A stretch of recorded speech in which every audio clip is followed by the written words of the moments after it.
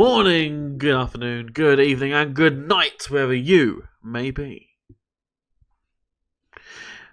And welcome back to the channel, and welcome to another edition of HCW Show Squared. The show takes off the usual format or formula of the HCW Show podcast and expands the power of, you guessed it, 2. I am your host, I will never die. I am Dan, DP, or as we all say nowadays, DpuizY.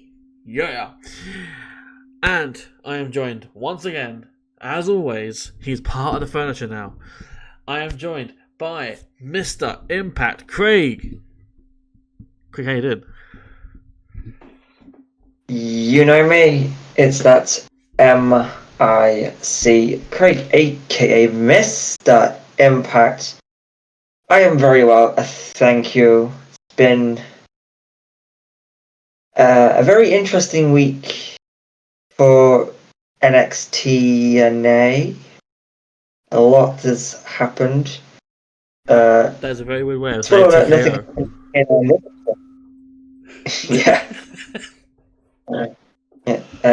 Nothing happened really with TNA on this week's episode of NXT to a lot of people's disappointment. But hey, it's not like TNA have been on NXT. I don't even know how many weeks last year. So yeah, it's probably 0. You know, it's just the way it is. You know. Yeah. It's not like anyone from TNA main evented a WWE PLE and lost the NXT title, or won an opening match on a PLE, or challenged for titles. Who knows? No. At this rate, who knows? You know, it's just the one big cloud of mystery. Yes, but no, I'm all good. I enjoyed this week's episode, so I'm excited to talk about it. Cool. So with that in mind, let's get things going, shall we? So, it is the third NXT of 2025. We are here for NXT of the 21st of January 2025. We're at the Capitol Wrestling Center, and Corey Graves is back on commentary. He's where he wants to be, folks.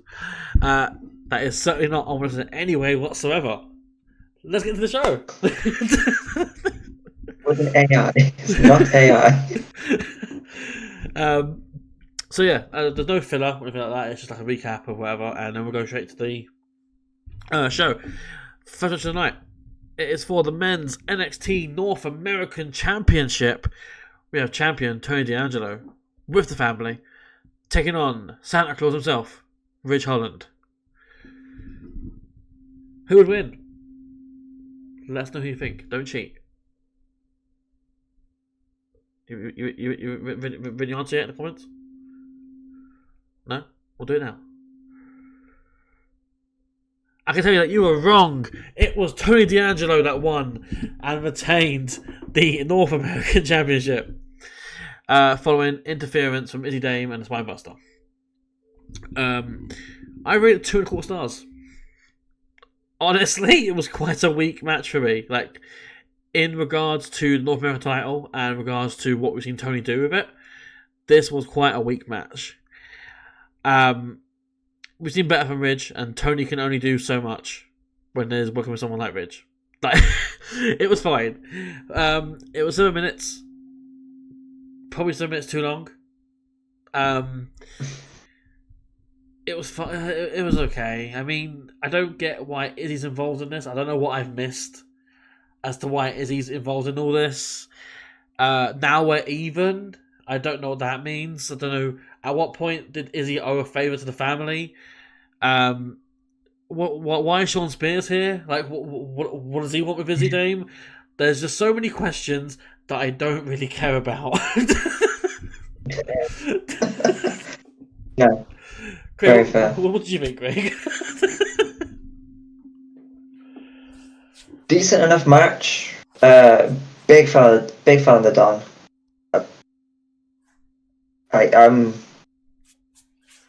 I like him a lot. Hopefully we see him as NXT champion at some point, but this match again wasn't expecting anything really special because Rich is kind of limited. more of a character developed now than in previous runs in WWE. But yeah, it's decent. I don't think we did miss anything with Izzy and Tony, Izzy and the family. Even Vic Joseph questioned whether he's missed anything, and doesn't appear like it's something that was featured on screen. So I think we're good on that front.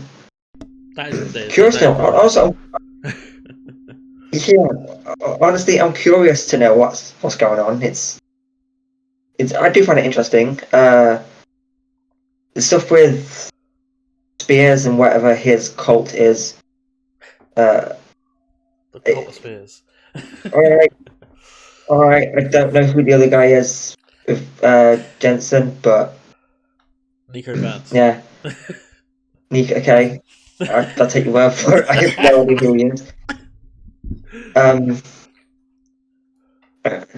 I mean, obviously we get to see it more, but yeah, I'm pretty sure I haven't. I know I haven't seen him on TV. You've probably seen him like backstage segments, but not in the ring. Yeah. Okay. Decent enough. Hopefully, we're done with the Rich thing now, and probably going to lead to Tony and Spears at Valentine's Day. I'm going to think Valentine's Day's Massacre. That was one show that happened in 1 year. Yeah, it's because it's about time. Bring back St. Valentine's Massacre. Bring back a steel cage with Big Show debuting in it. We won't mention who's in that. We won't mention who's in that steel cage match, but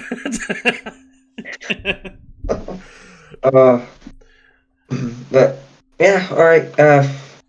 Let's see what happens next, I suppose. Absolutely.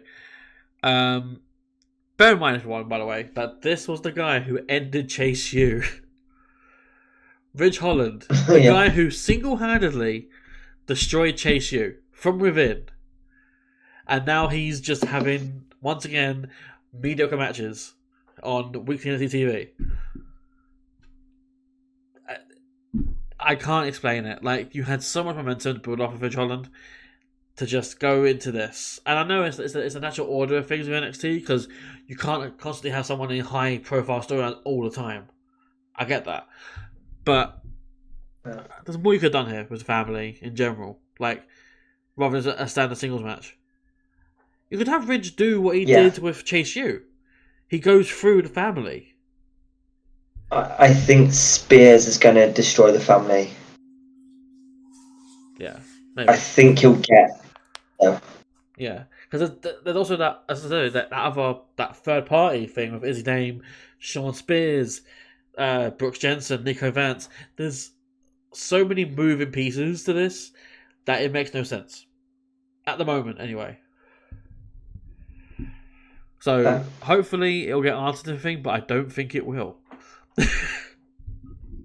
Because like I said, like we've progressed in a storyline with Izzy Dame from nothing to somehow owing the family a favor.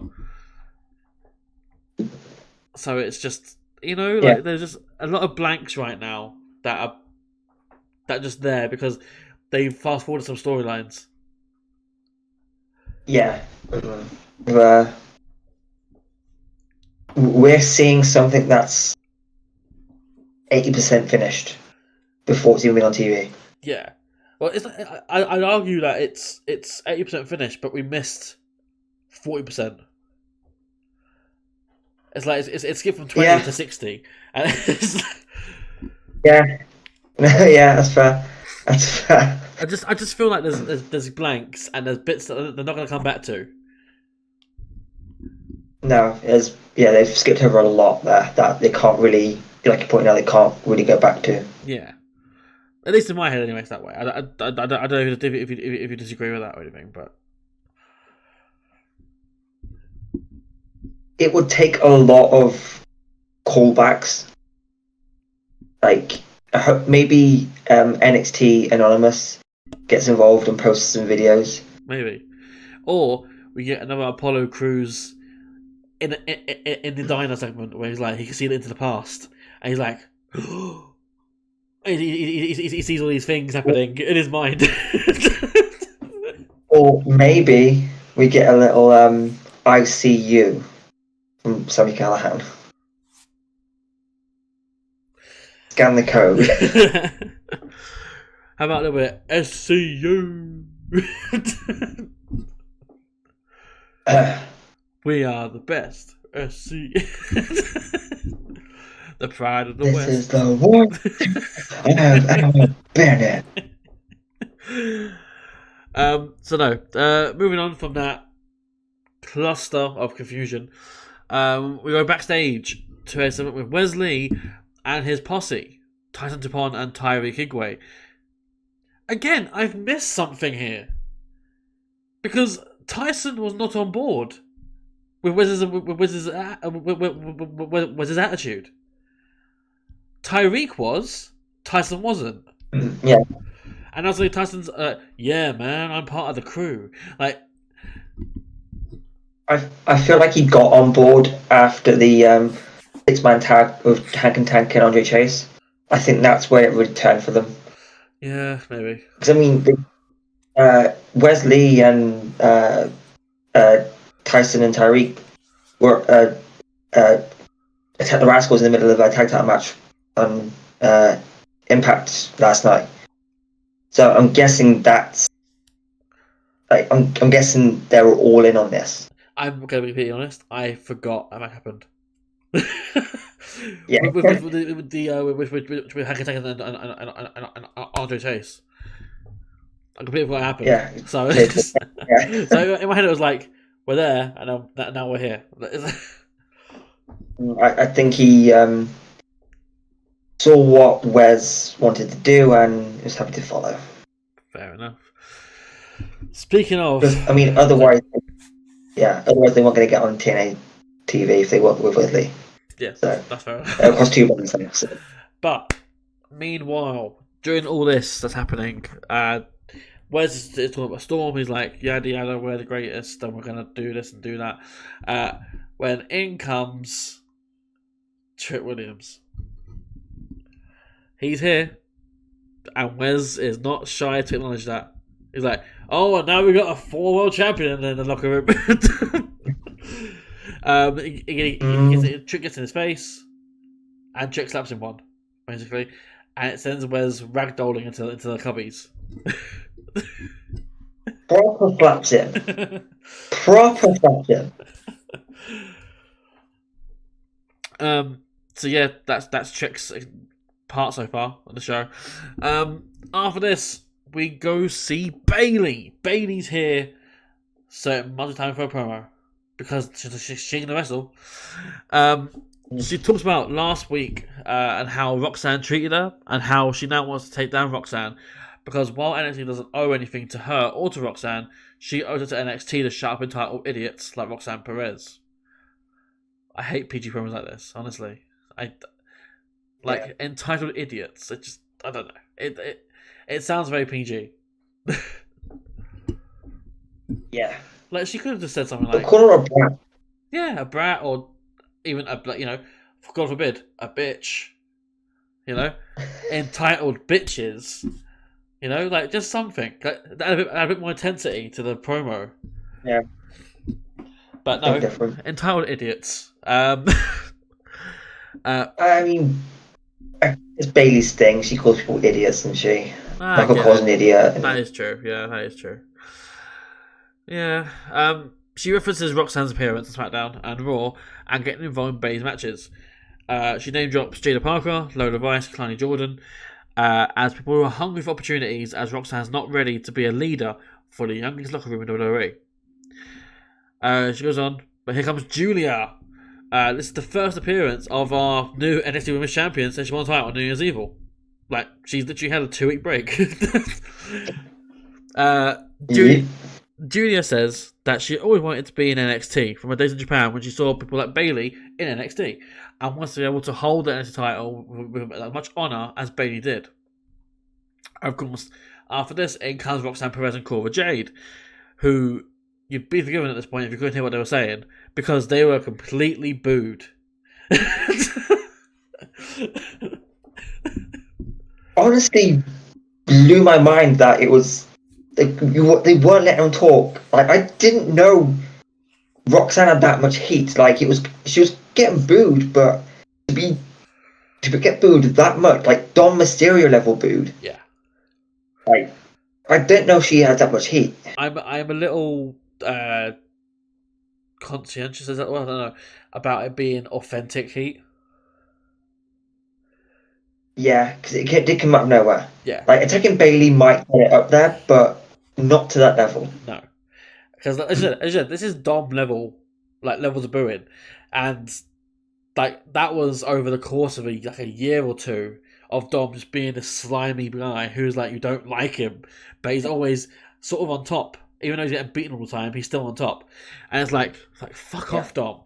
It's like you don't want to be there because you hate him, you know, and that built naturally on the main roster. And even this time at NXT when he was there as North American champion, we didn't want to see him there, but he was there. Now, like, we don't want to see a champion go. Yeah. As I said, this came out of nowhere. Just a sudden raise in the heat for Roxanne. Because no offense to Cora, it's not for Cora. That hate. No, she got it by proxy, but like, I mean, when you think about last week before Bayley came out, the crowd were cheering Roxanne. Yeah. And then she turned against them, but then Bayley came out and got the pop, and but seems like a big old leap. Yeah. Again, this is a theme in the show. We're going from one end of the spectrum to the other. Like,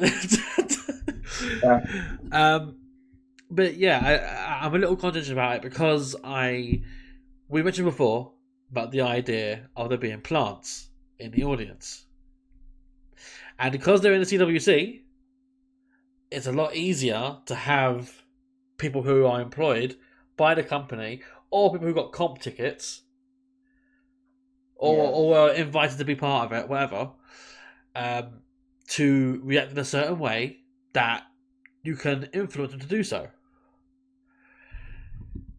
Yeah, I mean, if you look at a regular WWE crowd, like for instance, when they go to Atlanta next week, or when they were in I mean like Lowell, whatever it was called.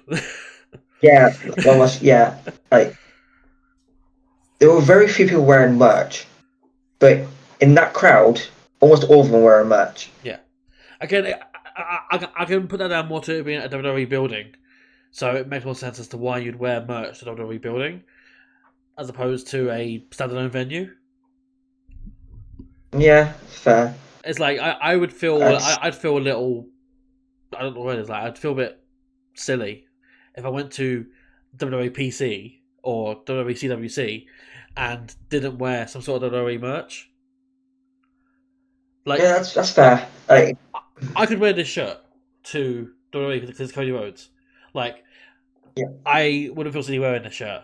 But like, if I wore like, I don't know, like Cara Noir or something, you know, like I wouldn't feel in place.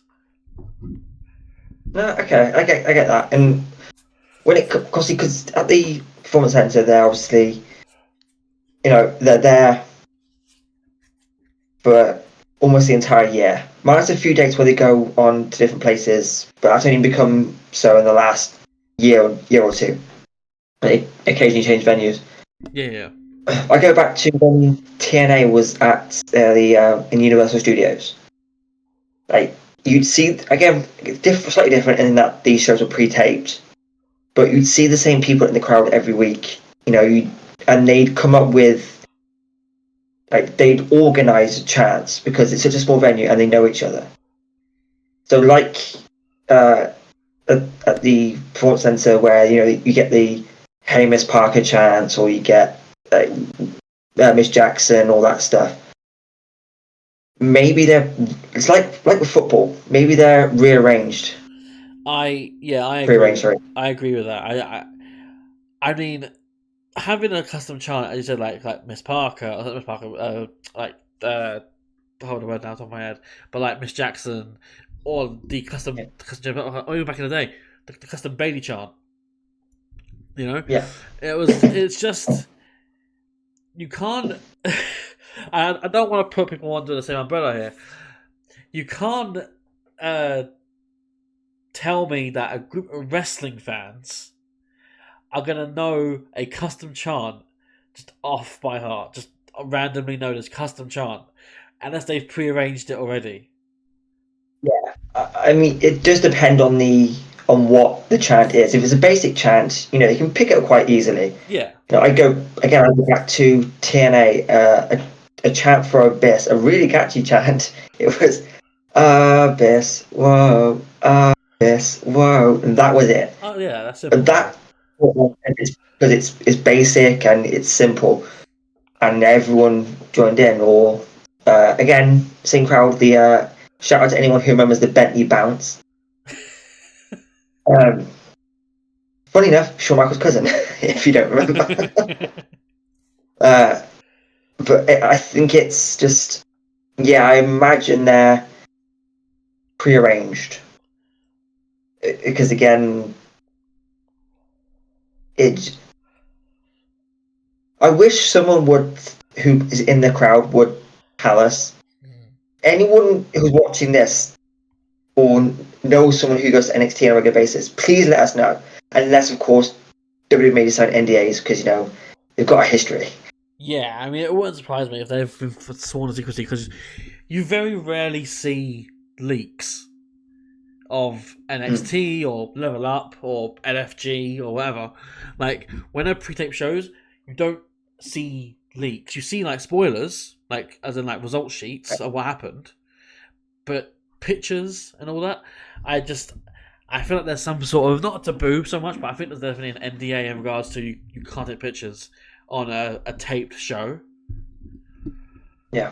Which I'm not completely against. No. I get that too. But yeah, as Craig said, if you know someone who goes to these shows, or you yourself go to these shows, please just let us know. Are the chants prearranged? Like, do you take part in the chants? And if you do you prearrange them with friends who you go with, or people that you know who are there regularly, or anything like that? And we're happy to, hear from you. Leave a comment or get in a DM to the channel. Get in my custom DMs. Mine's just here. DpuizY on Twitter. Like, mine's always open anyway. And where's the show itself as well? DMs are open. Just let us know. Yeah, we haven't got to keep speculating. Yeah, exactly. Just next week we're like, as confirmed by this one user. In comes Roxanne Perez and Cora Jade, who get booed completely. They explain that there's no need for Bayley to be here, as the current era of NXT has surpassed the 4 Horsewomen era of NXT. There's mentions of role models and how Bayley used to be a role model for both Cora and Roxanne. They both laugh at that idea of that being in the past. However, the pair of them, Roxanne and Cora, have been holding NXT together since day one, and didn't need to compete overseas to know that. Fair dig there at Giulia as well. Roxanne then accuses Bayley of eyeing up the NXT Women's World Championship, and that's the real reason why she's here in NXT. And then that comment, a bit more talking afterwards, sparks Bayley and Giulia to attack Roxanne and Cora, and they clear out the ring pretty quickly, and Bayley and Giulia stand tall this week. Possibly a big match coming soon. Possibly. What did you think of that segment? Because it was a bit long, that segment. Yeah, I mean, and they kept fighting. Yeah. It didn't stop. No, they stood tall, and then they cut to backstage to do a segment, and then they come out from backstage and they're still fighting. Like, surely, because they just had referees, no security, just referees.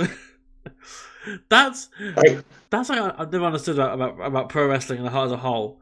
It's like there's security in the venue. There's security that you presumably you hire to be security for the wrestlers and the safety of the fans, etc. But why is it when there's a big brawl or a big fight or whatever, you send out the referees? The referees, as we've known, go down with like one push and they're knocked out. Yeah. they keep carrying these people made of paper. Yeah. that's one. Like, if you're made out of paper, be a referee. Yeah. Like, it is. Yeah, but it's also. I mean, maybe it's a deterrent that if you strike a referee, you get a fine. Maybe that's the deterrent. But when they're still going, either send out security or send the roster out. Yeah, literally. Yeah. Like, send the roster. Like, break that up. Yeah. Like, but it just kept going. NXT's got a massive roster as well. Like, you could easily send out. Yeah. Like, even the ones who aren't used that often on TV, just send them out. Like. Exactly. Just send whoever is not booked that week out. Yeah. There's get them on TV for a little bit. Like, and if it's a whole gender thing as well, just send out the women. There's plenty of women as well who aren't being used regularly. Yeah, it's yeah, but I did enjoy the segment. Yeah, it's I'm excited for what's to come. I've always had a bit of a soft spot for Bayley, so seeing her back in NXT does sort of like it make my soul make my soul smile. Sort of like I like seeing her back in NXT. And she's one of these wrestlers who doesn't get enough credit for the way she's redeveloped her character. Yeah, especially over the years as well. Like the number of times she's done it. Yeah, quite consistent. Yeah, like went from being the most over to being one of the most heated heels on the roster in the women's division, especially, and then to turn it around again to win the Royal Rumble. Yeah, big fan of Bayley. Yeah, I mean, I say it naturally. Well, with most wrestlers, I prefer him as a heel to a face, but Bayley is just as good a face as she is a heel, and that's very rare to find that as well. Exactly. I mean, you've got to look at every time Bayley comes over to Europe. They all sing the song. Yeah. Always. Even she's a heel. Yeah. No matter what, that song is getting sung. Yeah. Yeah. Like, that's how good Bayley is. Exactly. But speaking of Bayley, we go backstage now, and Giulia here. She's really happy to hear Bayley say her name on TV. Twice now. That's twice in 2 weeks. She said Jada's name. However, Kalani Jordan has problems with this, and it's an argument between the pair of them, which leads to Karmen Petrovic getting involved, which results in Jada chatting down to Karmen, insulting her for her relationship with Ashante Adonis, referring to him as Nikita's man, and then they get in a fight, and that's broken up. An important note as well that I wrote here. Kalani's argument with Jada that gets broken up by Karmen. Kalani's pulled away by Sol Ruka and Zarya. And again, we're building that like Kalani's not a little girl. Like stop treating me like a little girl. Like I can fight my own battles. I can talk my own stuff. You know, I am my own person. Stop holding back.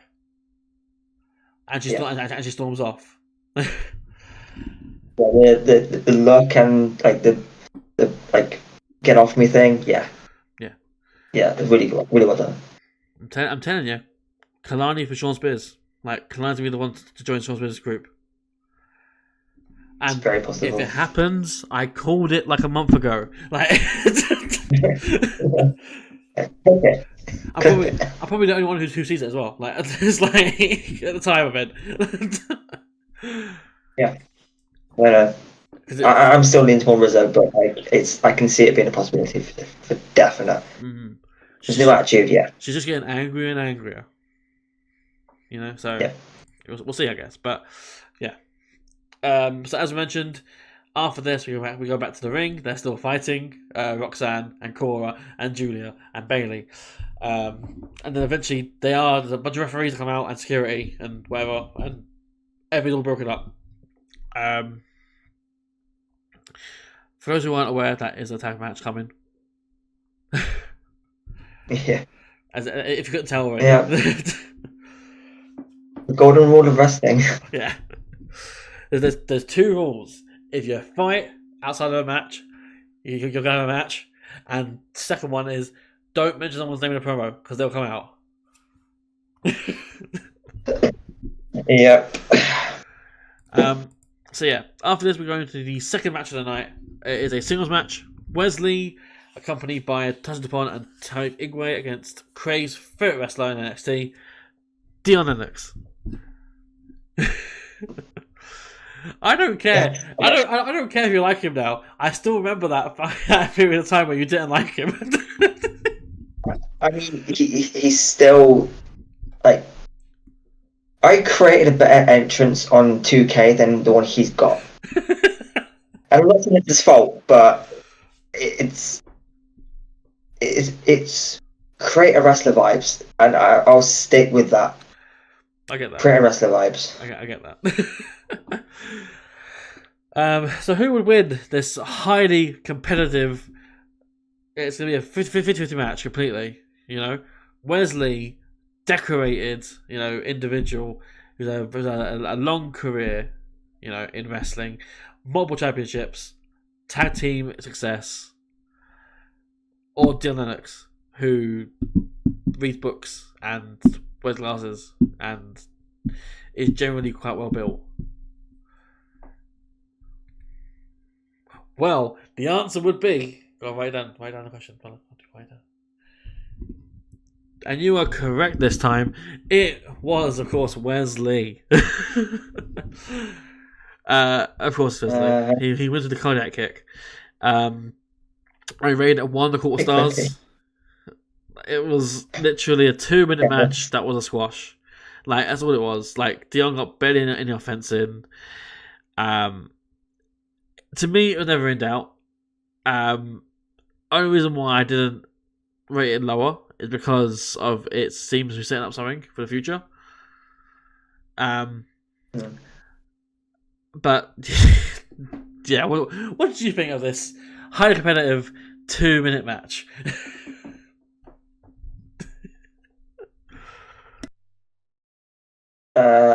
Glanced at my phone for a second and it was over. So saw nothing of this really, apart from the cardiac kick, which always a big fan of that move.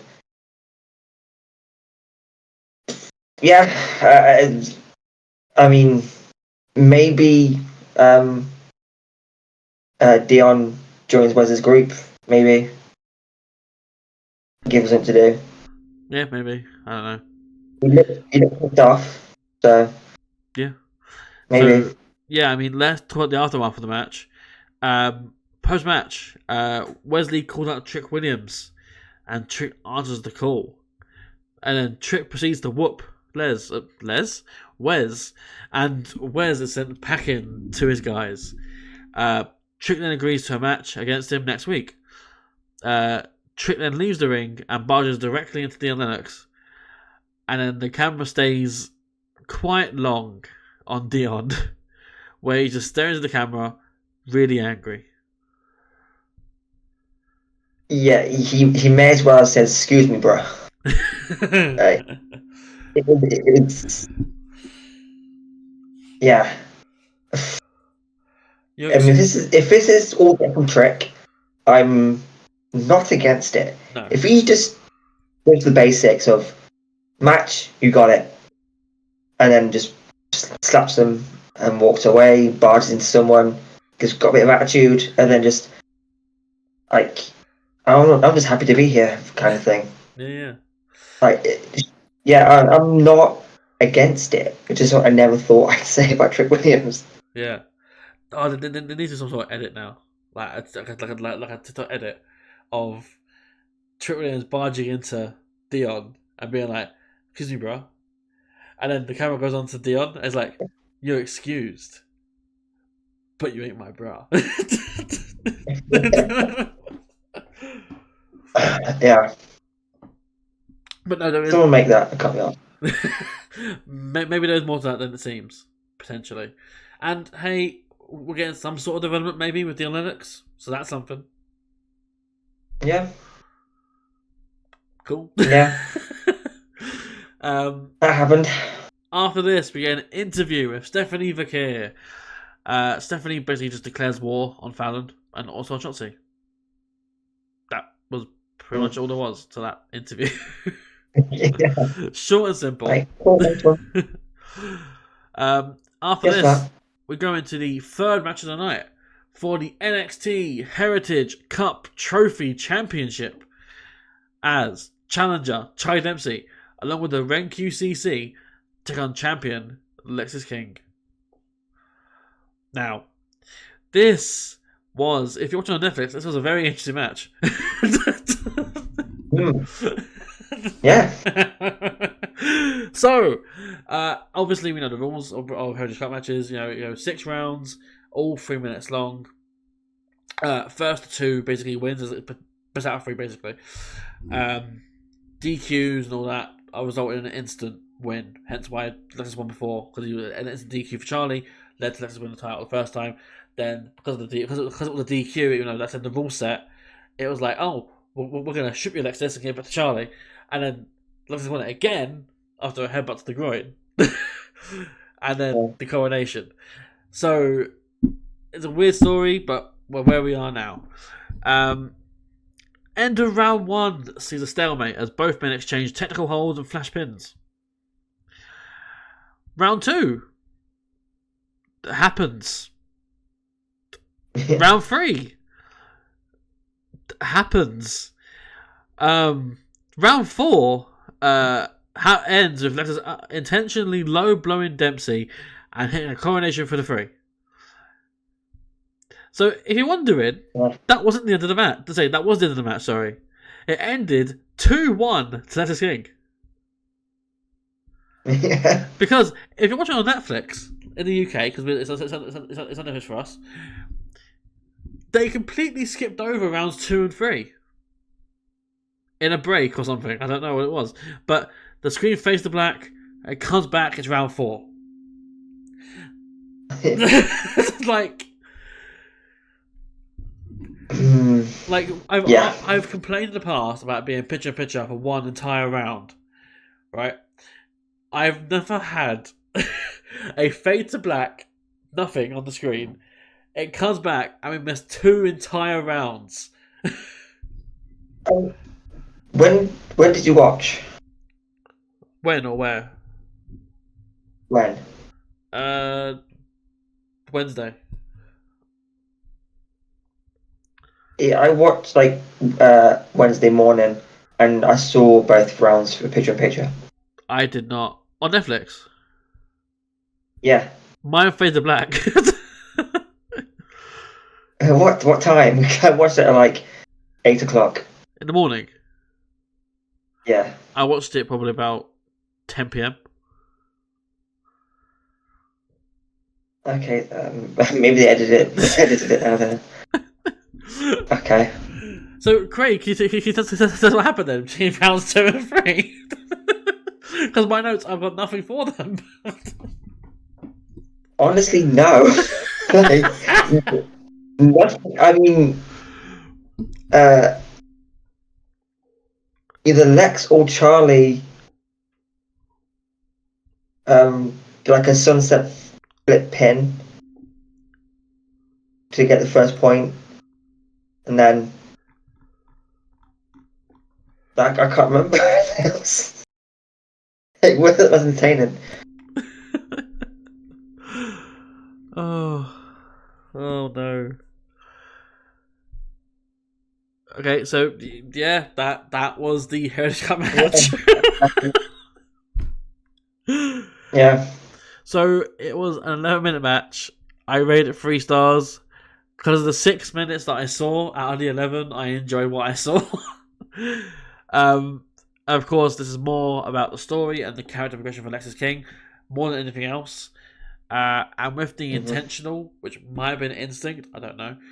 Low blow, there's should be more continuation with the storyline and Lexis' whole internal dispute with himself as to who he is and what you got to do to win matches.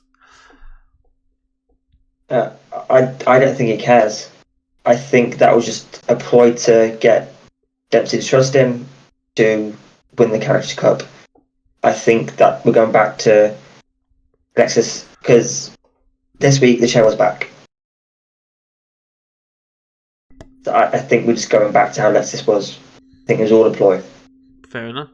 As long as he ain't, boasting dad rock. He has EDM, I'm fine with that. Like, yeah, like we've had a lot of progression in terms of the corny, really uncomfortable stuff to what he does now as a wrestler and like not getting involved in stuff that doesn't concern him really, but will do whatever it takes to win and retain the trophy. Yeah, that's fair enough. Yeah, I can see that being the case. Absolutely. I think more. He has the whole "I'm not my dad" thing, where it's so. I think it's more. I mean, I could be wrong, obviously, but I think it's more of a internal dispute with himself as to like he might deny he low blowed him or something like that, or my leg tripped, or my leg slipped or something, and then I accidentally low blowed him that way. But because it wasn't like it wasn't an intentional one in that he got on his knees or something and then like used his arm to do it. Like this is like a foot thing, so it could be like it was instinct. I'm sorry, I'll give you a rematch, whatever. I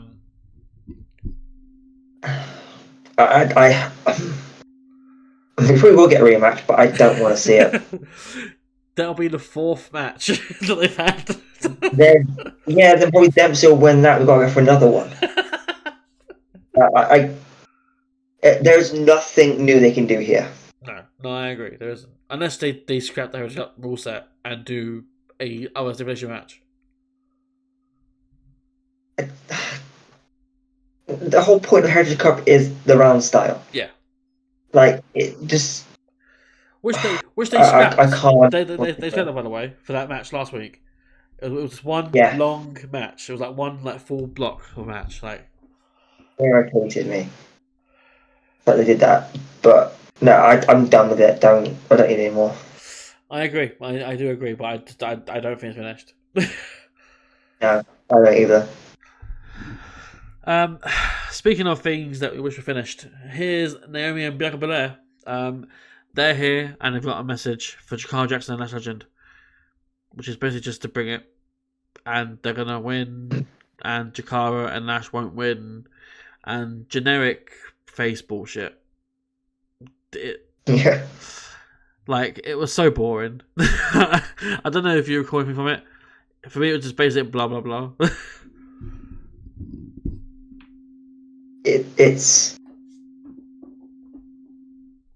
It's textbook stuff, and there's no creativity in it. Because every time champions, these women's tag team champions, when they come from the main roster, they always beat the people from NXT. It's always the same thing. It is again nothing more they can do. Yeah, fair. Unless by some surprise, Lash and Jakara win, which maybe I can see happening. Yeah, I think this is definitely the most likely it could happen. Like the NXT team wins. Yeah, but in the grand scheme of things, I don't see it happening. So I see them losing titles when Jade Cargill returns. I don't think it's happening on NXT.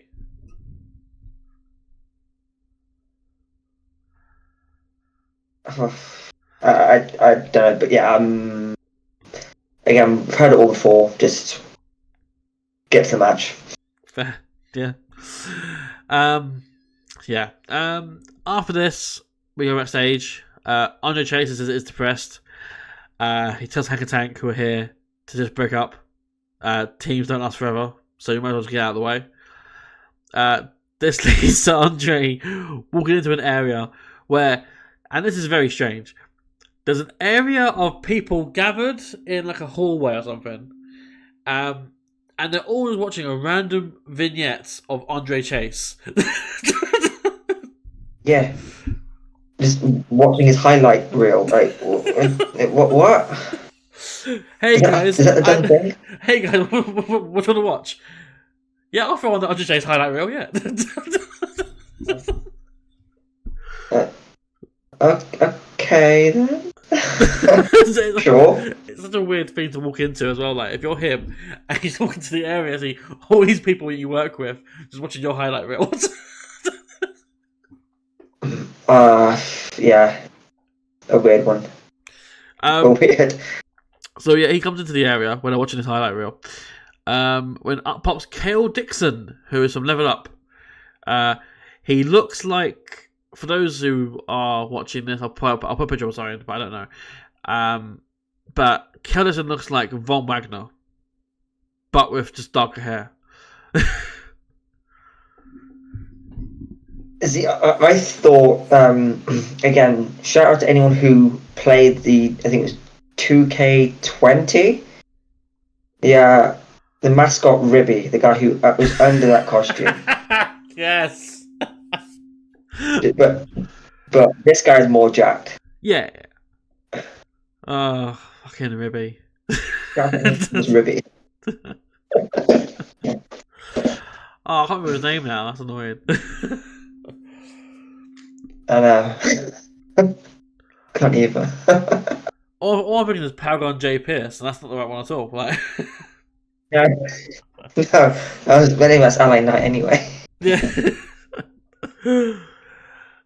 So yeah.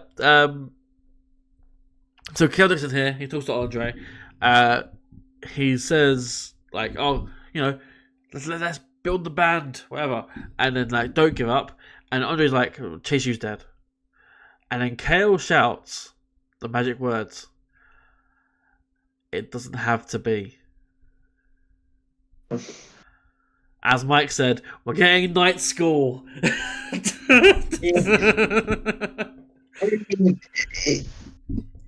Like, I mean, nothing was signed. But she has to end. That is true. And like we've not seen Duke Hudson, Thea Hale, Riley Osborne. Like we've seen literally just Andre being depressed.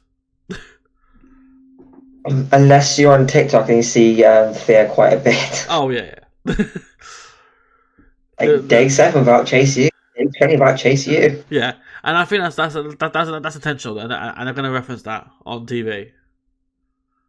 Yeah, I think that's what that's coming. But yeah, right now it's just Thea's descent into madness and into TikTok. And yeah. No, I remember I saw it actually the other day of Ren Sinclair, where she was like destroying pictures of the referee who cost the tried actually the match.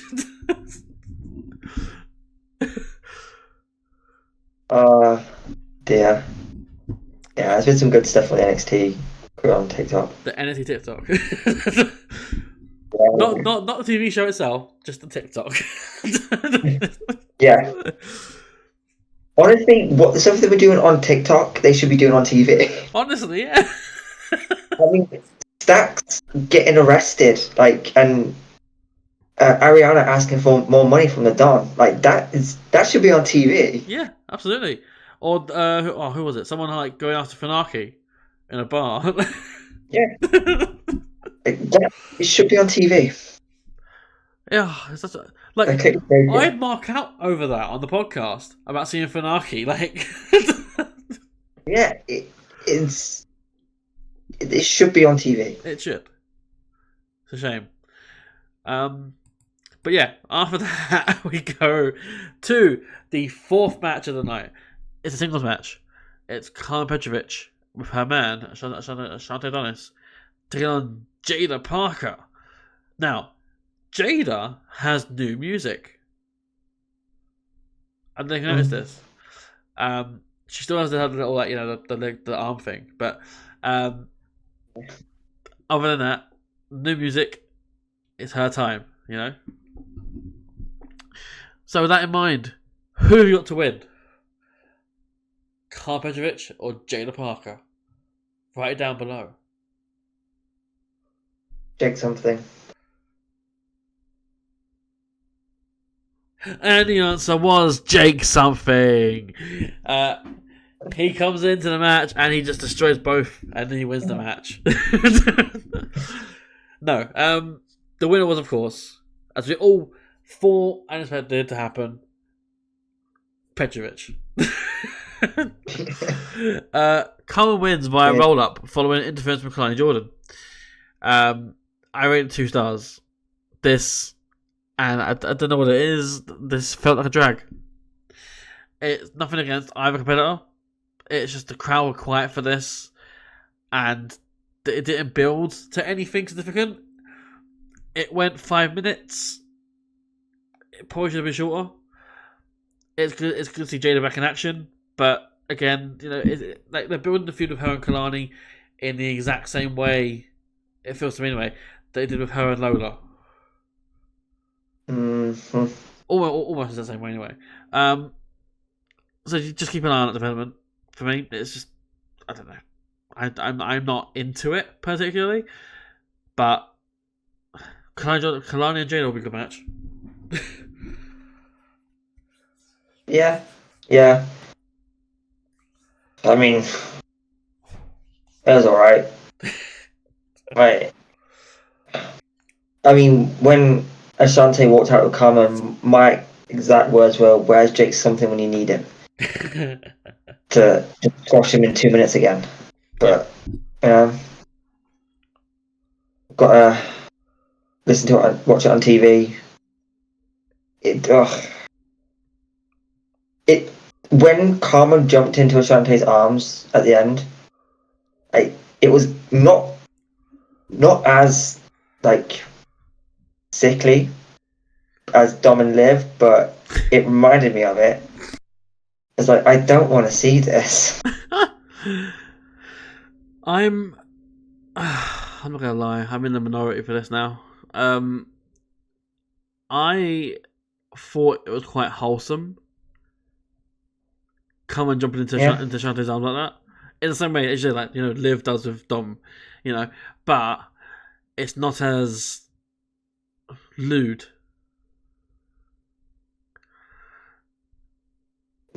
No, I mean Dom and Liv aren't, they just rub noses and it makes you feel like you want to vomit. But yeah, this was just I don't like it. It's like it's cringy, but it's innocent cringy.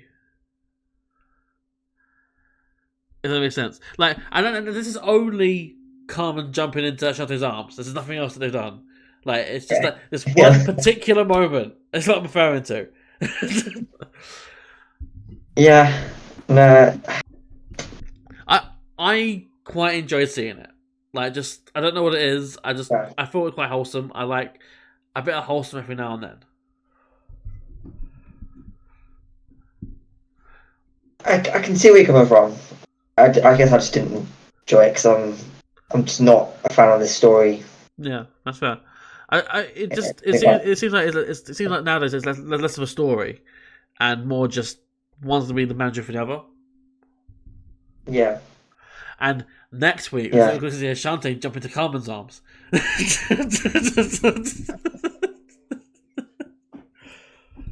Yeah. There's I don't know, but the Kalani and Jada stuff, I'm into it. Mm-hmm. I'm glad this thing with Jada's blown over that was online. Oh, glad that's blown over to an extent. Yeah. It is. I think the less that you brought to it, the better. But yeah, it's just there's been some online discourse. Put it that way. I was worried that they were going to turn on Jada. That was my. So that could be a whole subject for another video, like online discourse and how it might affect careers and stuff. But this is the NXT review. Let's leave it at that. Yeah, and hey, she's not Logan Paul, so we can relax a little bit. Exactly. There's no Japan, no Forest, something like that. So after this, backstage, Jakara and Lash are excited over their upcoming tag title match when they're interrupted by Sol Ruka and Zarya.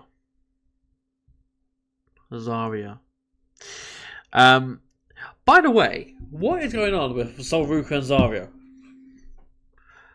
Like, since before New Year's Evil, like, they've not done much of anything. They've been just backstage being like, hey everyone, how you doing? Like, like Yeah. We hang out now. We do work here, by the way. We just hang around. Yeah. So, Sol I don't know. Ruka, who we wanted to say, or at least I have anyway, is the most promising wrestler from that class in the PC. Because in my head, she is. Like, she's got a lot of upside to her.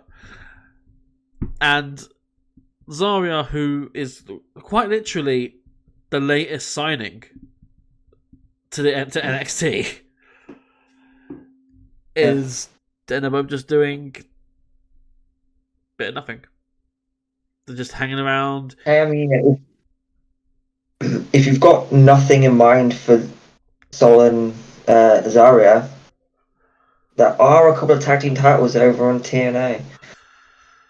Yeah, that would make a lot of sense. If you're doing nothing apart from them just occasionally just popping into Stop Kalani getting in a scrap, like, then we've got tag champs without any challenges. Yeah, and you want to develop this, whatever it is, it's ideal at this point. yeah, absolutely. And not for nothing, but a Spitfire and Sol Ruka would sound pretty fire.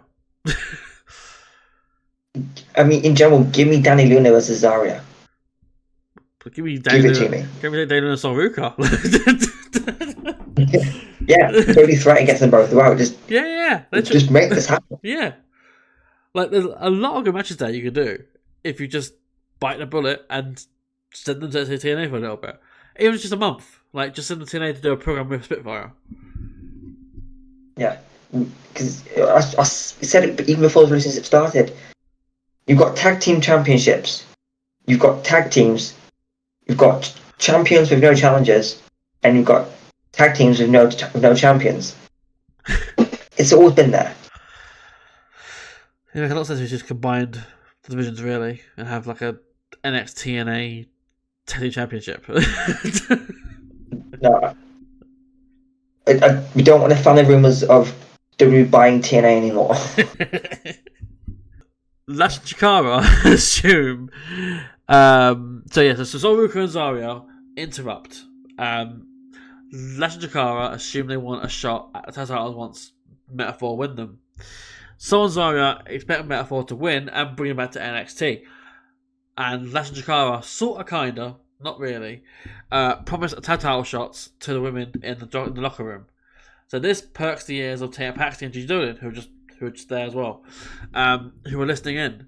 And Lash and Chikara do their little meta hand mesh thing. And Sol Ruka joins in. Okay. What are they doing with Sol Ruka and Zarya? Like,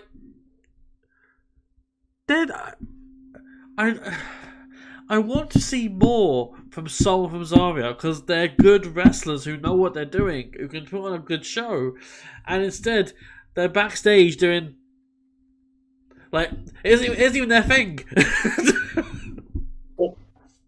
It screams creative and nothing for you. Yeah. Which is bizarre. Is insane. It's bizarre to me because you're actively booking the Ashante Karmen angle on TV, and or at least them being together. You know what I mean? But yeah, it's insane. I don't know. I do not know. It's bizarre to me. But speaking of, up next we got a tag match. It's the fifth match of the night. It's a tag match. Brooks Jensen and Nico Vance, along with Sean Spears, take on the family. Crucifino and Stax. Who are with Rizzo. Jensen and Nico win with a Nico Lariat to Luca. I rated it 1 3/4 stars. A 2-minute match again.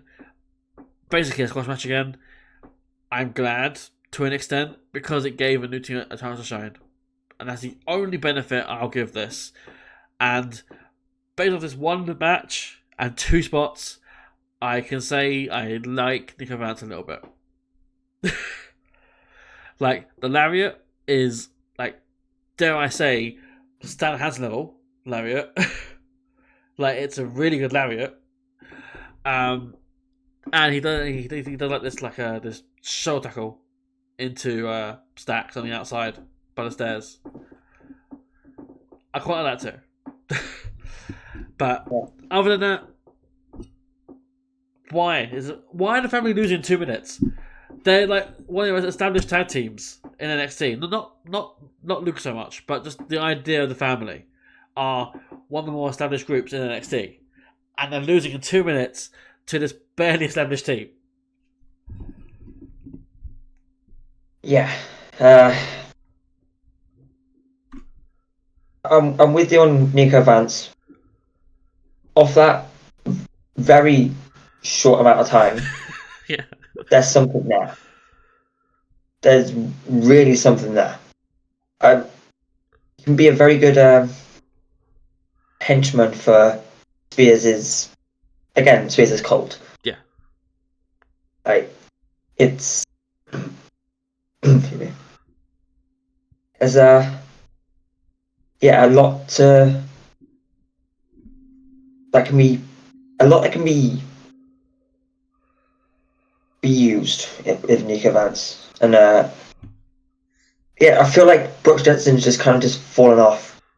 Like, he had that big thing, and then he joined Spears, and he's just kind of there now. Yeah. Like, it's not a lot happening for him. The family losing, disappointing, but like, they should have. When you look at it, Stacks and Luca don't have an awful lot of tag team experience together, but Jensen and Vance have even less. Yeah, true. But I need to know how this is going to play out before I can really. I've got a theory, and judge it, it's not but a fan favorite theory. no. So after this, we go backstage into an interview with Fraxium. Like, literally, the shot is them standing tall in the ring. Then fades into interview with Fraxium. So Fraxium have different opinions about the tag title match they had against OTM, and they recount an appearance they made at TNA Genesis, and look forward to seeing the Rascals at Impact in the tag match for the tag titles. The first time, apparently, NXT titles are defended in TNA. First time any WWE title has been defended in TNA. Oh, in WWE.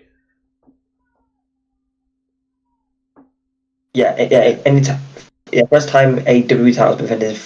WWE title has been defended in TNA. Cool. In come Briggs and Inamura, who take issue with them not having the next shot at Fraxium. And in come OTM, who start a fight with Briggs and Inamura. Now, I think Fraxium are holding the belts past Stand Deliver. Okay. I initially wanted the one-on-one feud between the pair of them, but I think we're building to Brooks and Nico winning tag belts. And I'm not saying that because of like a 2-minute match that they had with the family. They put some attention, and not necessarily good attention, but they put attention to put Sean Spears and his group on TV. They've been building Nico as this third man of the group, but he's like the powerhouse of the group. Like, he's like this big henchman guy.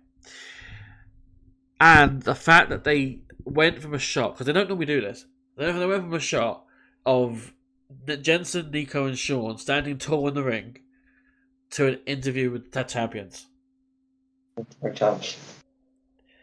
Straight into it. Yeah. I think there's something to it. It's subtle, but I think there's something to that being like an indicator or a hint as to what is coming. Yeah, I can see the logic behind that. It could be nothing, and it could well be a massive tag team ladder match at Stand Deliver. I don't know. But or maybe the Rascals are the current NXT Tag Team Champions.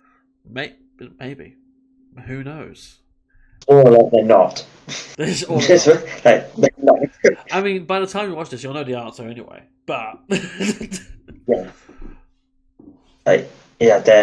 Yeah. They're Wesley and Tyson and Tyreek cost them the match, so that's fun.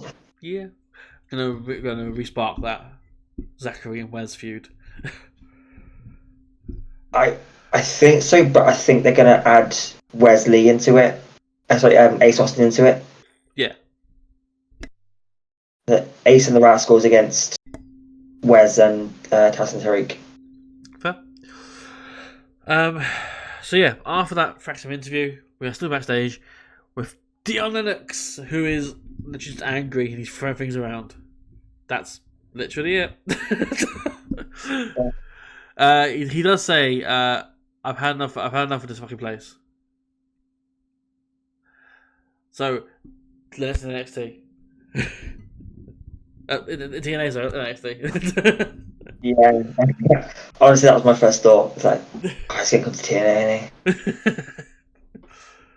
He's gonna come to TNA. Okay. Fuck all different for you there, mate. But all right. He's gonna beat Jake something. He's gonna beat AJ Francis. He's gonna win titles. He'll beat Moose and win the extra title.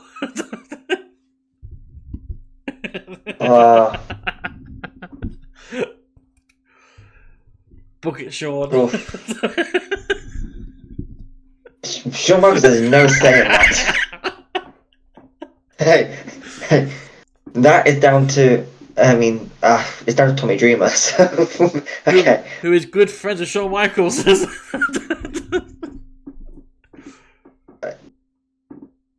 I mean, Tommy Dreamer was a very big part in making this happen. He was at headquarters when they broke the news. Also, it was apparently because it was Triple H, Shawn Michaels, Tommy Dreamer, and The Rock. That's called Tommy Dreamer. Fair. Dion.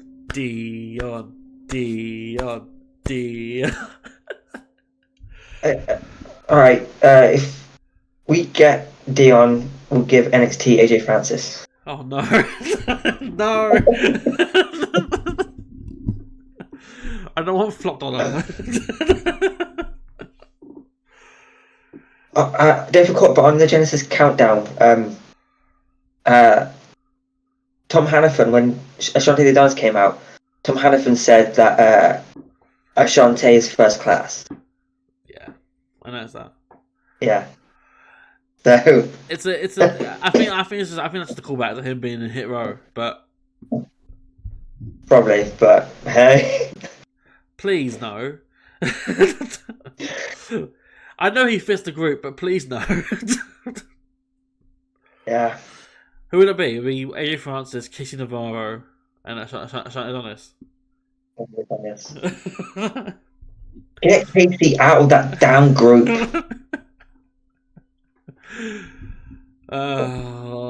Dion in TNA, let's do it. Active title, tag title, world title. the trifecta. Never win the trifecta. It's the vision. What if the game plan is Joe Hendry, Frank Kazarian, Santana, Dion Lennox? Oh. I mean, it was at least 2 years before that. It's an impossibility. So, you know what? If you can improve, let's go. No, in all truthfulness, I want nothing against Dion. It's this guy who does. It's this guy here who does. Not me. This guy. I just want better for him.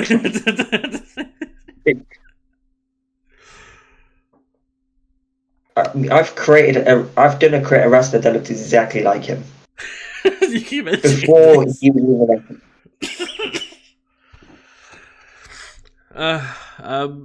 So in that same segment backstage, we see Tony D'Angelo talking with Izzy Lame. When the family appear, but before that, they talk about like Izzy talked about Sean Spears, and like she's glad that they're now even. And then the family appear. They ask where Tony was. Tony blames it on Izzy. Keep talking. And then Stax is like, "But we were worried where you were." And then Tony turns it back on Stax, saying, "Look, you've been under us for 2 years. You don't need me to sort this out for you. You can sort it out yourself."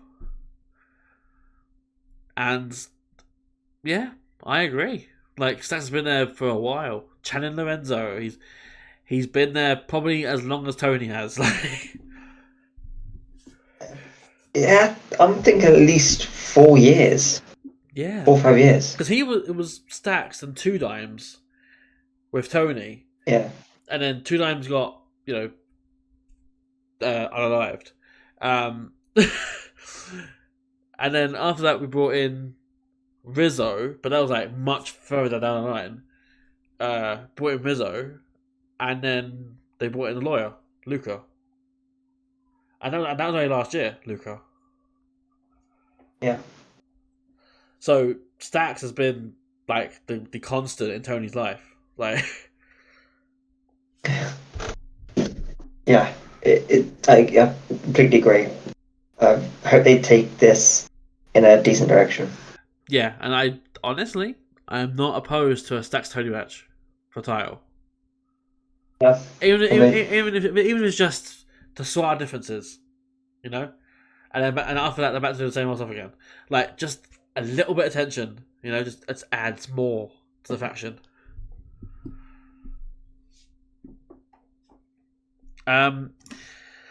After this, we go into a vignette with Ethan Page. Again, this is just a recap of what happened with Javon Evans.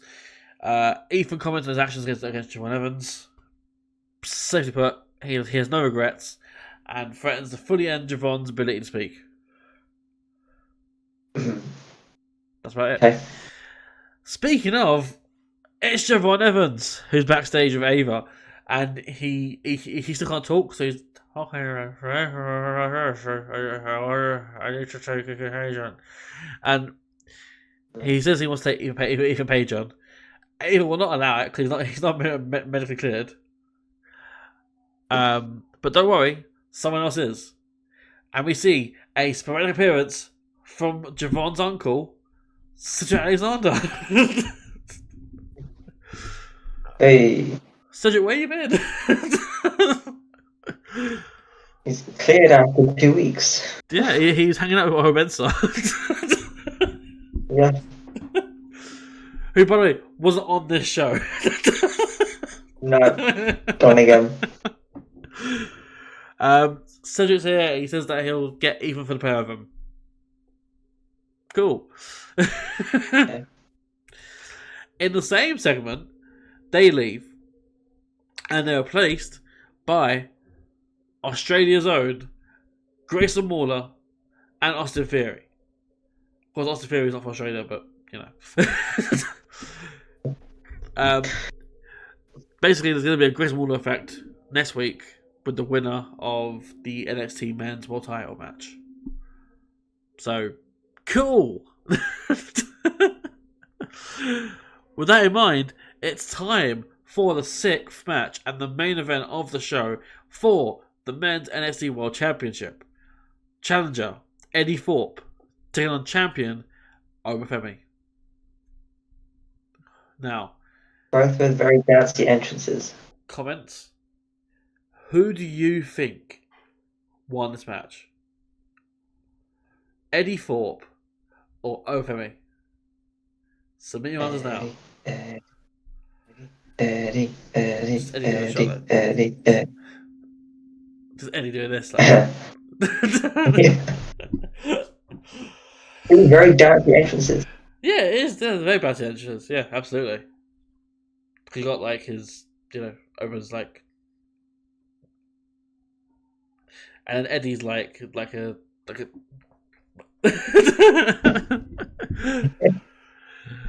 So yeah, have you got comments in yet? You do. Well, let's find out if you're right. The winner of this match was, of course, over. He wins and retains. It is, I want to say, first title defense. Yeah.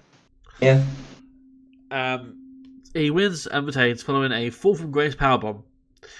I rated it 3.25 stars. It was a decent encounter. And it's over, so I shouldn't be surprised at that. But Eddie actually shows some fire. Eddie showed that he can back up his own words and what he was saying and talking about, because he took over, not to his limit, but he did pop a fight because Oba wasn't so one-sided as we thought it might be. But with that in mind, Femi continues his reign of dominance in NXT, and we look forward to the next show. Craig, what did you think? That. I don't think it was a bad match, but No, it wasn't too fair. It's just, it's difficult when you know who's going to win. Obviously, you don't know. Yeah. But it takes something special for the result to be anything else. Yeah. I mean, call for Eddie, his push is officially over, but at least he had one.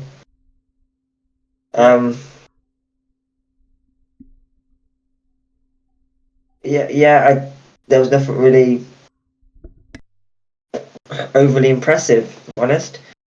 Just a standard title defense. Wallow and Theory watching on. Theory streaming live on Instagram.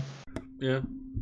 I will say there was a bit that made me laugh where Eddie's thrown over to the outside of the ring and Owen's covering by the announce table, and just before that break, and you see Grayson shouting at Eddie, said, "Do a dive, keep him down."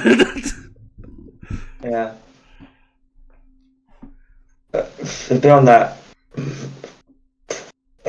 nothing to write home about. Yeah, that's fair, and that is going to be the ultimate thing, because Eddie, hasn't been given that booking that other high-profile stars have. He's been relevant over the last few months, which is good for him. But ultimately, it was never going to be a case where he was going to beat Trick Williams or where he beat Overfemi. No. What happened? Yeah. So it is what it is ultimately, and of course that was the end of the show. Or no, was it? Because we are going to be revisiting a feud that we've just seen happen. Because as Oba is celebrating, here comes Trick. And Trick is just there. No fanfare, no entrance, nothing like that. He's just there. So props to them for doing that, because I thought they were going to go the whole shebang with this. Like, they'll play the music. He comes out like, yeah, I'm back. Whoop that Trick, yeah. But no, it's just he's in the ring, stare down with Oba. Eddie tries to attack someone. It was Trick or Oba, I don't know who it was he was aiming for. But Trick takes him out with the trick knee. And that's about it. As Oba stands tall with his title, and Trick looks on. So does that mean that's going to be our Vengeance Day match? Oba Trick? Probably. Because if that's the match, who's we fighting at Stand Deliver?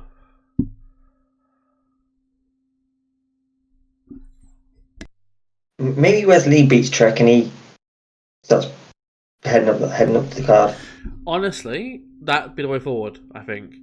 Like, Trick loses to Wes. Wes is the Vengeance Day opponent.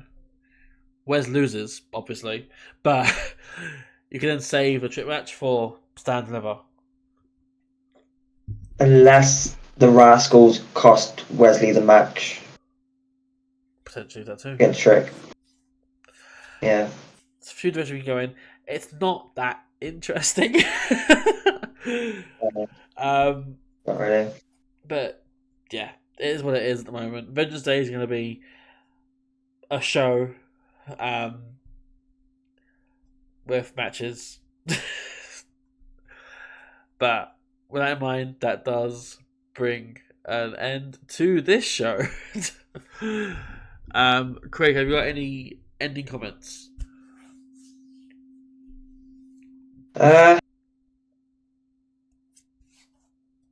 This next show in Atlanta feels kind of special in that they've got some big segments on it. They've got some big title matches.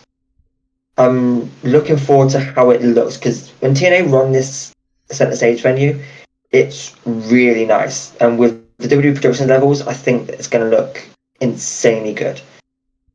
So I'm looking forward to the Atlanta shows. Yeah.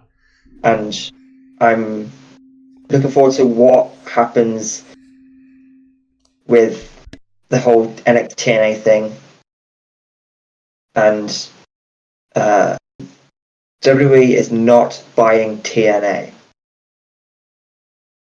Other than that, like, share, support wrestling.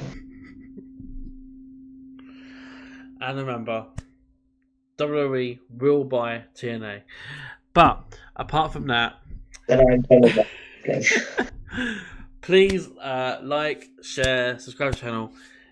Leave a comment down below if you enjoyed it. If you didn't enjoy it for whatever reasons, do you like NXT? Do you not like NXT? Do you like TNA? Do you not like TNA? Why? Let us know.